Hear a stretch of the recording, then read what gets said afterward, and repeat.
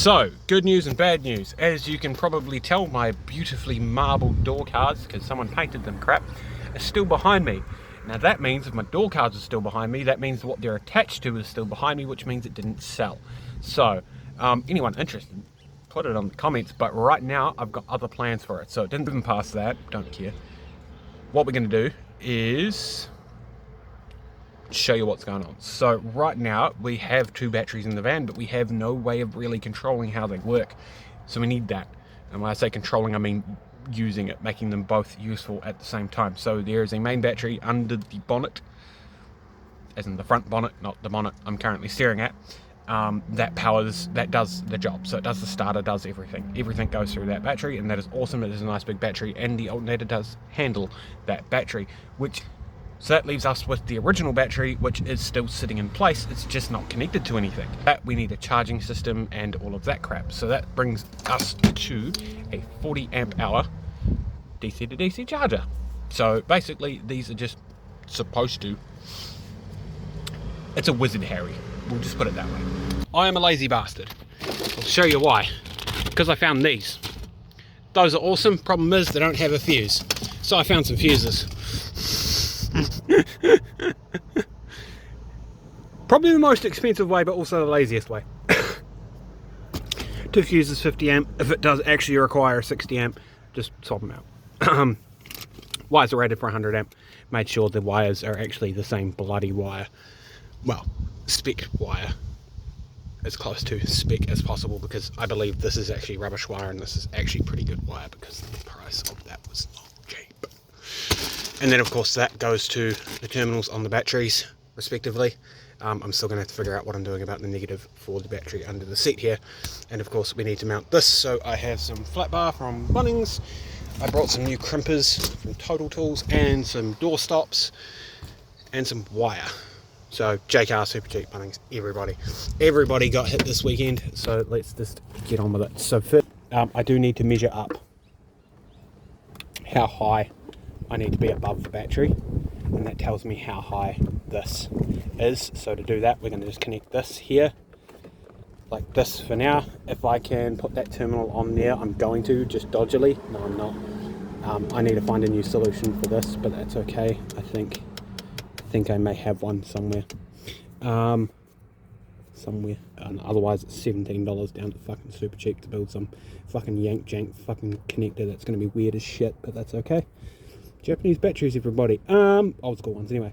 So we need to make it basically clear these terminals, and the only height I can kind of think of is,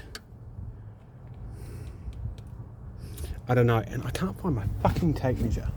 Everyone uses my tape measure and I don't fucking put it back, so I can't get an accurate measure. But what I can do is use a scrap piece of aluminium and put it down here, and note that I need a 20mm right angle, and we can go across the top of that terminal, if I can hold everything, with a square or ruler.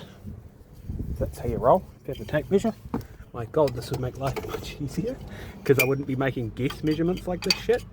And then we can just arc those terminals across each other. Eventually. Turns out the camera was locked into portrait mode, so we'll run over this again. So here's how our wiring, well, the battery to battery wire or battery to unit wiring goes. So the big wires go. So here we have our output. So our output from our charger into here, and then we have our input from our big battery there. Of course, that is grounded to the output, is grounded to the battery, because it needs to be grounded to a battery. That's how that works. And the input is here. And I'm saying, oh, hold on, there's supposed to be fuses in there. What the? What's that? This is what we've got left to do. So run you through what I've done quickly. I have just plugged things in and made this bracket. So we have, as I said, a bolt down there, bolt in the back there past my hairy hand. Gross. And then we have our two fuses, inline fuses, sitting in here. Of course, we can pop this out and we can do whatever we need to do there. Of course, we still have our solar, which we're just going to cover up for now so it doesn't get full of dirt and shit and grossness. And if we ever put a solar in, which we will be very shortly, hopefully in the next week or so, putting a solar setup in it that will connect straight to there. And of course the front is still accessible, still visible. All I have to do is just pop this door open, pop the boat open, pop the chair up, go like that. Oh look, I've switched to a lithium. Bang, bang, bang. Done. Easy.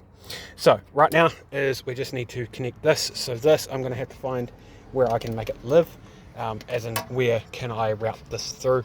I know there's a couple of easy ways, a couple of cheap ways I could do it. Right, okay, now this is in the right spot. We're on. It did say it was charging before, and now it's on fully charge, which is cool. None of the fuses popped, tested it, whatever. Did the whole big victory rule to make sure everything's all good. So now we just need to tuck these away tightly and neatly so they don't get in the belts or near the exhaust. That's all done. That now leads up, as you can see the little wire there, leads up into my 12-volt socket. It turns on at the key like a fucking champ. Now we need to just maybe not have them near those sharp edges.